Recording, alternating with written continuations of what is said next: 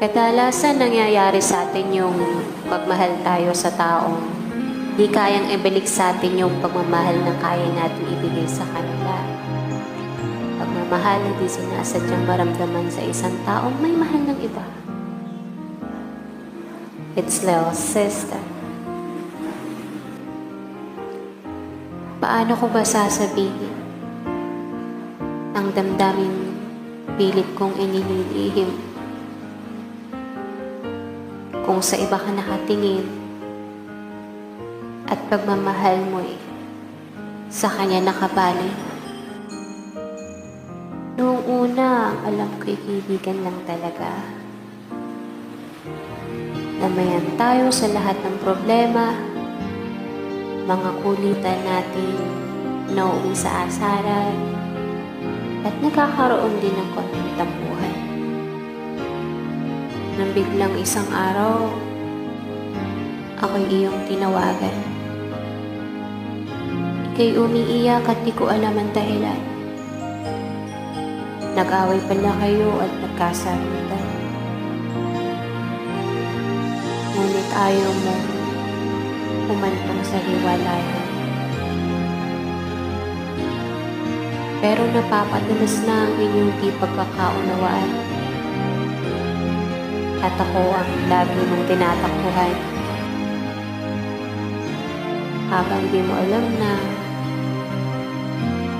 ako'y nahuhulog na sa inyong tuluyan. Nangangarap na sana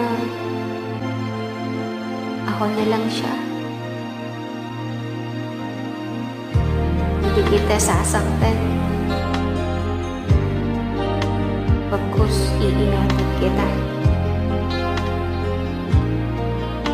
Sa ngayon, heto ko. Ako ang magiging silbing panyo mo. Pupunasan ko ang lahat ng mga luha mo. Sandalan mo ako at tagapayo. Andito lang ako sa tabi mo. Karamay mo. Kahit nasasaktan na ako. Nasasaktan na ng balihim. Dahil di ko mapigilan ang aking damdamin. Na ikaw ay mahalin at mangarap na maging akin. Para akong tanga. Dahil kahit alam kong may mahal ka ng iba, heto pa rin ako. Ikaw pa rin ang hanap at sinisigaw ng puso. Kung pwede lang, sana ako na lang. Sana ako na lang. Papatamo ko sa iyo ang tunay at wagas kong pagmamahal. Handa kang iharap sa may kapal at makasama ka habang buhay. Pero di ko hawak ang puso mo. Alam kong may mahal ka ng iba. Pero umaasa pa rin ako na sana balang araw ako'y mahalin mo. Na sana magkaroon ako ng kahit konti lang na puwang dyan sa puso mo. At marinig ko mula sa'yo na mahal mo rin ako.